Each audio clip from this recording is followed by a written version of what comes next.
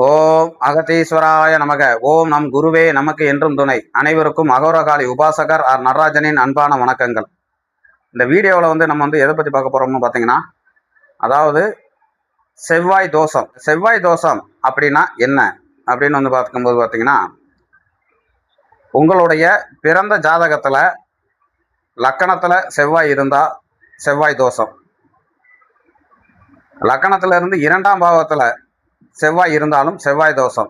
அதே மாதிரி 7ஆம் பாவத்தில் செவ்வாய் இருந்தாலும் செவ்வாய் தோஷம். 8ஆம் இடத்துல செவ்வாய் இருந்தாலும் செவ்வாய் தோஷம். அதே மாதிரி 12ஆம் இடத்துல செவ்வாய் இருந்தாலும் செவ்வாய் தோஷம்.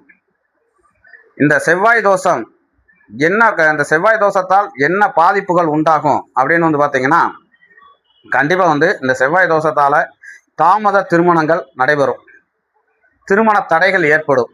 அப்படியே செவ்வாய் தோஷத்தோடு இருக்கிற ஒரு நபருக்கு திருமணம் நடக்குது அப்படின்னா அந்த திருமண வாழ்க்கையானது பிரிவினையே தரும். கண்டிப்பாக ஒரு சில பேர்த்துக்கு இருதார அமைப்புகளவே கொடுக்கும். அந்த மாதிரியான ஒரு தோஷத்தை அமைக்கக்கூடியதுதான் இந்த செவ்வாய் தோஷங்கிறது.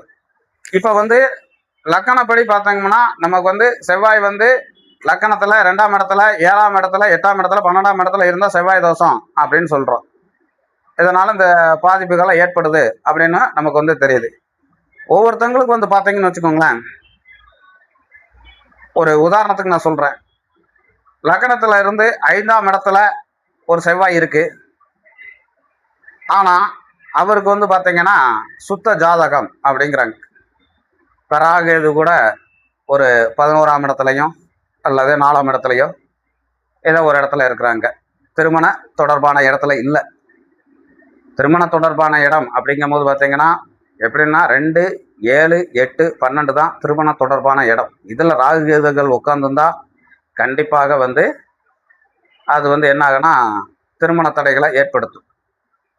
ஆனால் இந்த இடத்துலையும் ராகுகேது இல்லை. செவ்வாயும் பார்த்தீங்கன்னா 5ஆம் இடத்துல இருக்கிறார்.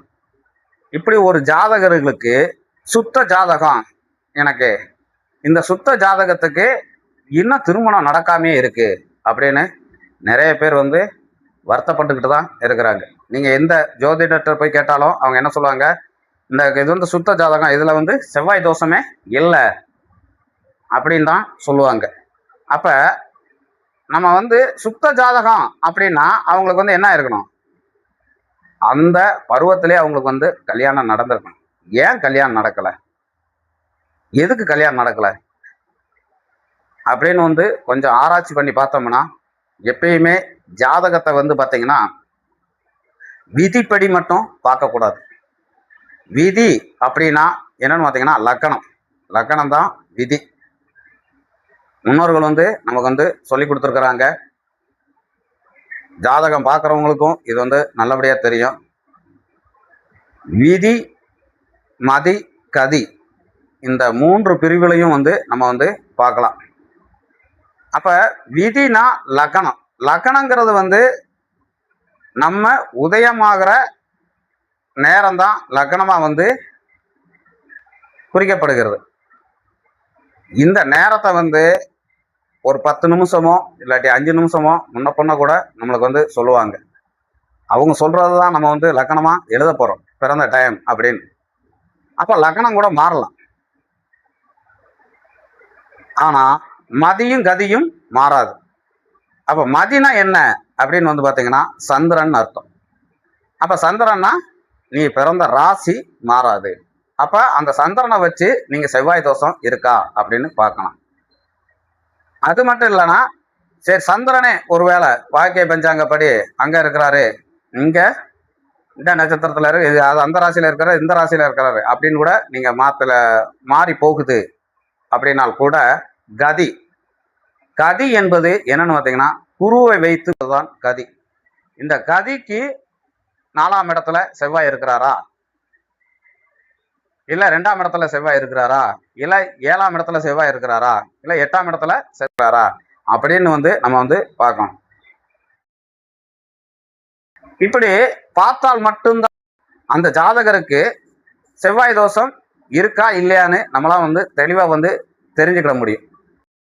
ஒவ்வொருத்தங்களுக்கு பார்த்தீங்கன்னா 31 வயசு ஆகும், 32 வயசு ஆகும். பார்த்தீங்கன்னா கண்டிப்பாக சுத்த ஜாதகம், எனக்கு இன்னும் கல்யாணமே ஆகலை அப்படிம்பாங்க. இப்போ மதிப்படி வச்சு பார்த்தீங்கன்னா கண்டிப்பாக செவ்வாய் தோசை இருக்க வாய்ப்புகள் இருக்கும். அப்படி அல்ல அப்படின்னா கதிப்படியாவது கண்டிப்பாக செவ்வாய் தோஷம் இருக்க வாய்ப்புகள் அதிகமாக இருக்கும். அதனால தான் அவங்களுக்கு திருமணம் தடைகள் ஏற்படும். அப்படி இல்லை அப்படின்னா நல்லா திருமணம் முடிந்திருந்தால் கூட பிரிவினையை கொடுக்கும் கண்டிப்பாக. அப்படி இல்லைன்னா இருதார அனைத்து வகையான தோஷங்களையும் நம்ம ஆராய்ச்சி பண்ணி பார்க்கணும். அப்படி ஆராய்ச்சி பண்ணி பார்த்துட்டு அதுக்கப்புறம் அவங்களுக்கு என்ன பரிகாரங்களோ அதை நம்ம செய்ய சொல்லலாம். செஞ்சோம்னா கண்டிப்பாக வெற்றி கிடைக்கும். என்றும் அகத்தியர் அருள் அனைவருக்கும் கிடைக்கட்டும். வாழ்க வளமுடன்.